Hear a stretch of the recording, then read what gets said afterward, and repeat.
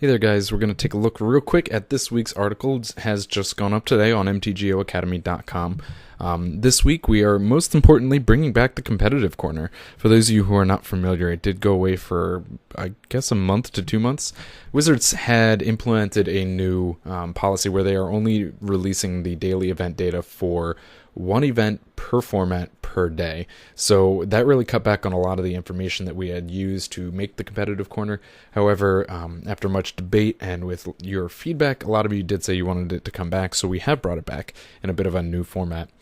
So you can check it out here. We do start off with a look at the current metagame, and you'll have to click the link. It'll be in the description to this week's article. If you want to go check it out, I'm not going to just read it off for you. We do, however, include, for those of you who are familiar with this in the past, this does include the rogues. I didn't break them apart, so you will see this all grouped together in one here. We also are going to start doing something. This is let me mention this real quick, a reclassification. I did change red deck wins, as I noted in last week's article, into burn. After a bit of a discussion with Alex Ullman, he did kind of make a very good point on a difference between the two, and I've decided that it is probably better to notify this deck as burn as opposed to red deck win, so you'll check that out there, and I discussed that. This is a little subsection we have added now called the weekly spotlight, and what I'm going to do is, because there's only one Pauper event listed every day, I have decided that in addition to this, I am going to find one that was not listed.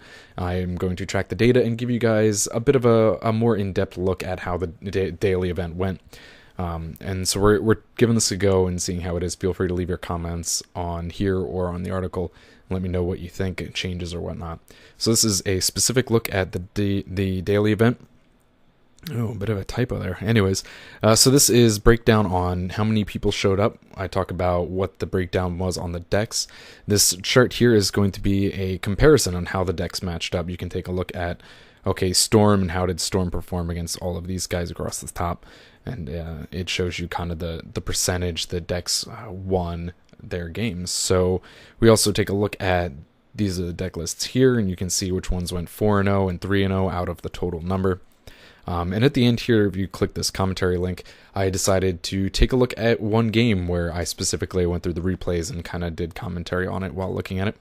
The second part of the new weekly spotlight is going to be this section here, where I'm going to take a look at a rogue deck that may have stood out that I wanted to talk about a little bit more in depth. So this is where that comes in. This week we're taking a look at a deck called Simic Defenders. It's by Jedi J, and I post the deck list here. You got links and whatnot to where it is. I kind of talk about how it all went down, and some changes I think I personally would make for the deck. And I have played with the deck in the casual room a couple of times. It's a lot of fun.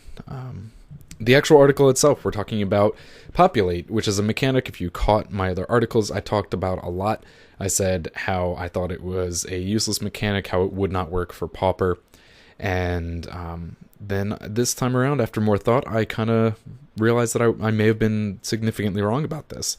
I go through real quick and I discuss why I think I was wrong, what my major arguments were, and then I go through and dispute my own arguments, taking a look at the possible creature tokens that we can generate outside of Return to Ravnica.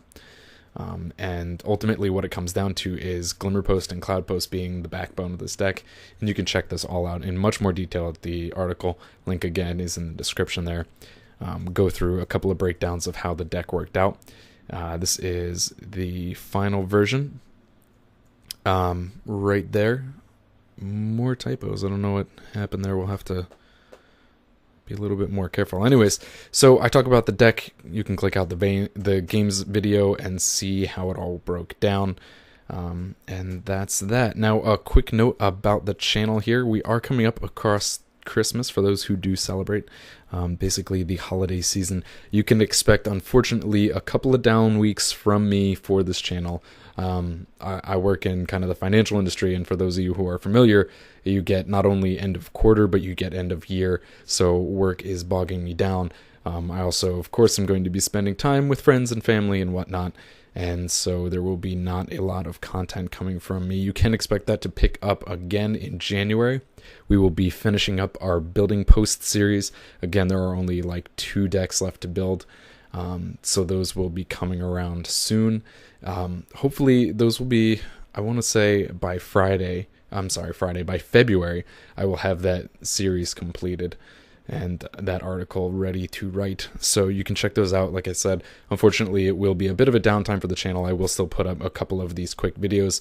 I will have my next article coming out the week of Christmas, that Thursday, so you can check it out then. But there you go, guys. Hope you enjoyed it, and definitely feel free, go to the link in the description, check out the article. Most importantly, the competitive corner. That is, something that I know a lot of the Pauper community really appreciates and really likes, and I do absolutely everything I can in order to make it fit what they want. So it gets better only with your feedback. So definitely go to the article and feel free to leave your comments on what you think.